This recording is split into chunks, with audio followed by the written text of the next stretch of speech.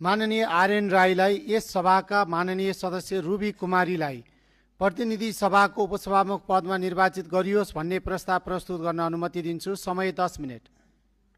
सम्माननीय सभामुख महोदय, साथै सम्पूर्ण माननीय ज्यूहरू, आज नेपालको इतिहासमा श्रम संस्कृति पार्टीले पहिलोचोटि हामीले संविधान सभाको अथवा चाहिँ संवैधानिक सदस्यमा चाहिँ हामीले उम्मेदवार दिइरहेका छौँ र यस उम्मेदवार दिइरहँदाखेरि पनि हामीले मधेसका महिला, त्यो पनि हिजो अस्तिका जेनजी आन्दोलन पछाडि मुलुकले नयाँ दिशातिर बढ्नुपर्छ भन्ने सन्देश दिएको थियो। त्यो आन्दोलनले, ती आन्दोलनले हामीले समर्थन गर्दै मधेसका महिला र त्यसमा पनि जेनजी समूहको 26 वर्षको चाहिँ हाम्रा श्रम संस्कृति पार्टीको माननीय रुबी कुमारीले हामीले अगाडि सारेका छौँ र हामीले अगाडि सारिरहँदाखेरि हाम्रा चाहिँ आज हामीले यो ऐतिहासिक क्षणमा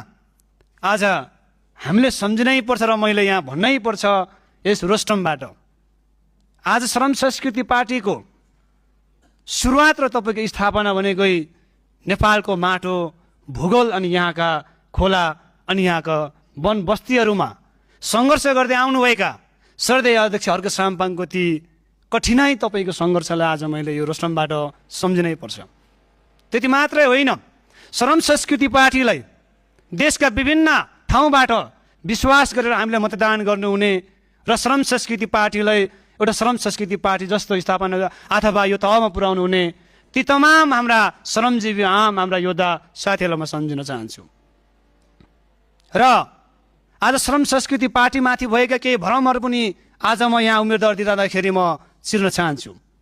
श्रम संस्कृति पार्टीको स्थापना कालदेखि श्रम संस्कृति पार्टीलाई यो पूर्व गराएको पार्टी हो, पूर्वैतिर सिद्धिन्छ, श्रम संस्कृति पार्टी यो अथवा चाहिँ पूर्व 1 नम्बर क्षेत्रको मात्रै पार्टी हो भन्ने खालका विविध किसिमका भ्रमिक विचारहरूको पनि प्रभाव है। तर आज यो रोस्टमबाट म भन्न चाहन्छु, श्रम संस्कृति पार्टी जातको नाउँमा, धर्मको नाउँमा, भूगोलको नाममा र वर्गको नाममा, लिङ्गको नाममा छुट्याएका तमाम नेपालीहरूलाई एउटा सयौँ थुङ्गा फुलका हामी एउटै माला नेपाली भने जस्तै एउटै मालामा उनेर अगाडि बढ्न चाहन्छ। श्रम संस्कृति पार्टीले हामीसँग अन्य उम्मेदवारहरू पनि हुनुहुन्थ्यो, तर हामीले मधेसले नै किन चाहिँ चुन्यौँ भने मधेस वास्तवमा सबैभन्दा बढी जनसङ्ख्या भएको प्रदेश पनि हो र त्यति मात्रै होइन, सबैभन्दा बढी त तपाईँको चाहिँ अपहेलनमा परेका र चाहिँ हिजोका शासकहरूबाट चाहिँ पेलिएर हेपिएका र अझै पनि मधेस प्रदेश भनेको चाहिँ मधेस प्रदेश वास्तवमा अझै पनि त्यहाँ विविध किसिमका चाहिँ समस्याहरू छन्। म भन्न चाहन्छु, हाम्रो रुबी कुमारीलाई चाहिँ हामीले अगाडि सार्दै गर्दाखेरि नेपालको न्यायको पक्षमा उहाँ उभिनुहुन्छ भन्ने विश्वास छ हामीलाई। र त्यति मात्र होइन, आज चाहिँ सयौँको सङ्ख्यामा, हजारौँको सङ्ख्यामा मधेसका हाम्रा छोरीचेलीहरू दाइजो प्रथाको नाममा, विविध प्रथाको नाममा आज पेलिएका छन्, हेपिएका छन् र अन्य अत्याचारमाथि चाहिँ दबिएर जिरहेका छन्। ती सबै मधेसी आम नागरिक महिलाहरूको छोरीचेलीको आवाज बन्नेछ भन्ने हामीले विश्वास लिएका छौँ। आज यस रोस्टमबाट म भन्न चाहन्छु र तमाम ती मधेसी किसान मजदुरहरूको एउटा आवाज बन्नेछ भन्ने हामीले विश्वास लिएका छौँ। आज यस सम्मानित सदनबाट म भन्न चाहन्छु, त्यसै कारणले गर्दाखेरि श्रम संस्कृति पार्टी पूर्व मेचीदेखि पश्चिम महाकालीसम्मका तमाम नागरिकहरूलाई हिंसा र रगतको क्रान्तिमा होइन, श्रमको क्रान्तिद्वारा स्वाधीन नेपाल, स्वाभिमानी नेपाली बनाउन चाहन्छ श्रम संस्कृति पार्टी। र चाहिँ यहाँ अघि हाम्रो पूर्व वक्ता मित्रहरूले बोल्नुभयो, वास्तवमा म त भन्न चाहन्छु लोकतन्त्रको सुन्दर बाटो भनेकै स्वस्थ प्रतिस्पर्धा हो। हामीले स्वस्थ प्रतिस्पर्धा गर्नुपर्छ र यहाँ सबैले म धन्यवाद दिन चाहन्छु। हिजो हामीले उम्मेदवार दर्ता गरिरहँदाखेरि हामीलाई कति साथीहरू, कति मानिसज्यूहरूले, कति दलले हामीले फोन मार्फत हामीले समर्थन गर्छ भन्नुभयो। यहाँ सबैलाई म धन्यवाद दिन चाहन्छु पार्टीको तर्फबाट। र चाहिँ हाम्रो ती हिजो चाहिँ उम्मेदवारी दर्ता गर्दाखेरि एउटा समर्थनको चाहिँ जगमा अथवा समर्थनको पक्षमा उभिएर हामीले समर्थन गर्नुहुने 2/3 नजिकको चाहिँ एउटा परिवर्तनको खोजमा यहाँले समर्थन पाउनुभएको छ। राष्ट्रिय स्वतन्त्र पार्टीलाई पनि म विशेष धन्यवाद दिन चाहन्छु। यसो भन्दै म धेरै बोल्न चाहन्न, हामी धेरै बोल्नुभन्दा पनि श्रम संस्कृति पार्टी काममा विश्वास गर्छ र यहाँहरूले तमाम देशवासीहरू एउटा भरम पनि छ, श्रम संस्कृति पार्टीले जहिले विरोध गर्यो भन्ने भरम छ। हामीले विरोध गरेको होइन, आज यो राष्ट्रमा सम्मानित ठाउँमा म भन्न चाहन्छु, हामीले विरोध गरेको होइन, हामीले खबरदारी गरेका हौँ। खबरदारी र विरोध भनेको नितान्त फरक हो।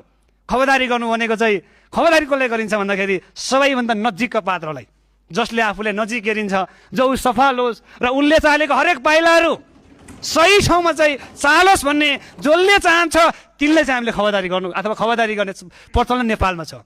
त्यसै कारणले म भन्न चाहन्छु, हामीले विरोध गरेका होइनौँ, खबरदारी गरेका हौँ र आउने दिनमा राष्ट्र र राष्ट्रियताको पक्षमा, माटोको पक्षमा, देशको पक्षमा र सधैँभरि राम्रो कामको पक्षमा श्रम संस्कृति पार्टी चट्टान जाउँ बेर साथ दिनेछौँ।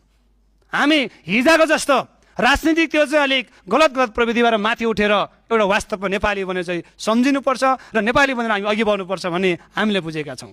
त्यसै कारणले गर्दाखेरि यसो भन्दै गर्दाखेरि फेरि नराम्रो देश र जनताको अहित हुने ढङ्गले देशको चाहिँ संविधानको मर्म विपरीत संहिता, धर्मनिरपेक्ष, लोकतन्त्र र तपाईँको चाहिँ आम नागरिकको हितमा भएका तपाईँको कामहरूलाई दायाँ बायाँ गर्न खोजिन्छ भने फेरि श्रम संस्कृति पार्टी होला सिटमा सङ्ख्यामा थोरै होला, तर नागरिकको पक्षमा उभिएर चट्टान चाहिँ उभिएर चाहिँ हामी त्यसको प्रतिकार गर्नेछौँ भन्दै यहाँ म बिदा हुन चाहन्छु र चाहिँ यहाँ चाहिँ म प्रस्तुत गर्न सम्माननीय सभामुख महोदय, सभामुखको अनुमति लिँदै सम्माननीय सभामुख महोदय अनुमति लिँदै यस सभाका माननीय सदस्य रूपी कुमारीलाई उपसभामुखको पदमा निर्वाचित गरियोस् भनी प्रस्ताव प्रस्तुत गर्न चाहन्छु। धन्यवाद। जय देश, जय माटो।